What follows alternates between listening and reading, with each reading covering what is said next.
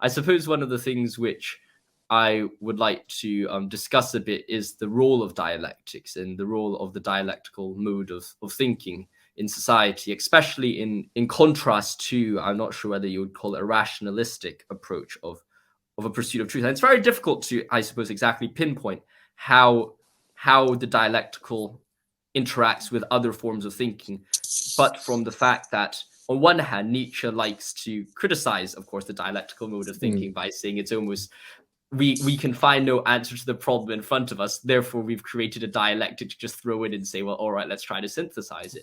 But at the same time, you have, and I suppose that would be more of the rationalist approach. Someone might look at it initially and say, well, it's a bit ridiculous. How can you just synthesize everything which you find contradictory? But at the same time, there seems to be some need for dialectics, especially when it comes to thinking about society, when it comes to thinking about human existence and human thought, just because of how complex people are. And I suppose the question that we can discuss a bit is perhaps how much of the need for dialectics stems from the idea of theory and of philosophy, and how much does it stem from the recognition that humans are not single-minded and clear human beings, or rather a complex web of beliefs, ideas, and interactions? Where do you think the dialectical spirit comes from? I think the dialectical spirit comes from, well, Hegel. He is the guy who, and Hegel, and also I'd say Socrates and Plato. So the way that I think about it is, if we look back to the Platonic dialogues, these are dialectical. The sort of modes and processes that Plato wishes to get to his conclusions are fundamentally dialectical. So this is one of the things that we can criticize almost the analytic philosophers, the early analytic philosophers especially, their view on knowledge, right? So their view on Plato's view on knowledge, I mean. So in Theaetetus, Plato asks what knowledge is, and he has Socrates discuss this with a young man, Theaetetus, but he doesn't come out with a precise answer. He just says what that knowledge can't be.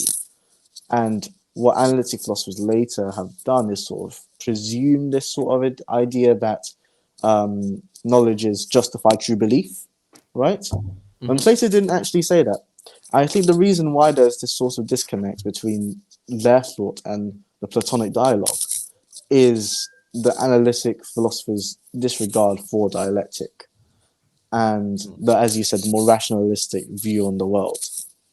And this isn't to fully dismantle or attack analytic philosophy. It's still a very useful tool to have, and especially evaluating arguments and the stuff that we will discuss. But the sort of attitude that they have towards dialectic as being something negative. If you've been enjoying this video so far and have found it helpful, please like and subscribe and share it with your friends. If you want to support this channel financially and support our mission, then check out our Patreon in the link below, where you can support our channel there as well. Hope you enjoyed this video, and let's carry on. One thing that comes to me is during the Russell Copleston debate, where Copleston cites Sartre, and Russell responds, "Well, I've never read Sartre, nor do I intend to read him."